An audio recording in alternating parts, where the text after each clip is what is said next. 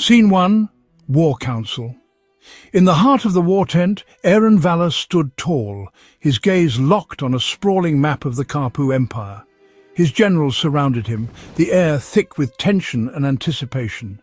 General Drayden, ever the strategist, pointed at the map, his voice steady. "My lord, the West Gorge is dangerous. If we march our forces here, there will be no escape. But it is also our best chance. The Karpu army will be trapped between the mountains." Aeron Valor, fingers tapping the hilt of his mighty sword, replied with resolute determination, "It is a risk we must take, Drayden.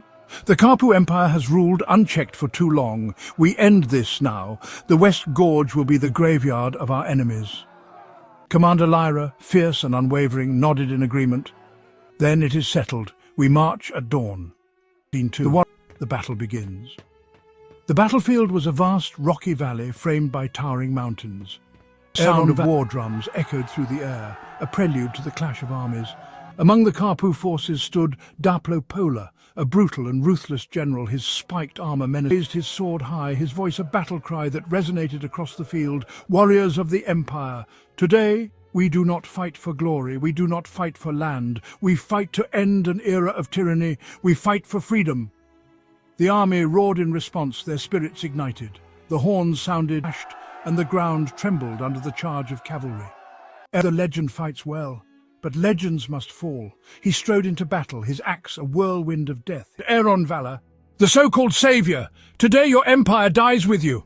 Evil like you will never win, Daplo. Your empire is finished." Their weapons clashed, sparks flying. Light against darkness, skill against brute force. Aeron was faster, but Daplo's strikes were relentless. After a fierce exchange, Daplo landed a brutal strike, knocking Stormfang from Aeron's hand. Aeron staggered, wounded. Daplo grinned wickedly, raising his axe for the final blow. Scene 4. The death of a legend. Aeron, weakened but unyielding, pulled out a hidden dagger and plunged it into Daplo's side. Daplo roared in pain, but swung his axe one last time, striking Aeron in the chest. Aeron fell to his knees, blood staining his silver armor. His warriors cried out in rage, charging at Daplo. The battlefield grew silent as Aeron took his last breath, looking at the sky. The wind howled, whispering his name. His eyes closed. The legend was gone. Scene 5. Victory and loss. Despite their leader's fall, Aeron Valor's empire fought with unmatched fury, avenging their fallen king. The Karpu army collapsed under their wrath. By nightfall, the battle was won, but at a terrible cost. General Drayden knelt beside Aeron's lifeless body, his voice trembling. Commander Lyra clenched her fist, whispering, "Aeron Valor is not truly gone. His name will live forever in history." The warriors knelt, raising their swords to the sky in silent tribute. The wind howled through the gorge, carrying Aeron's name across the mountains. Scene 6. The legend lives on.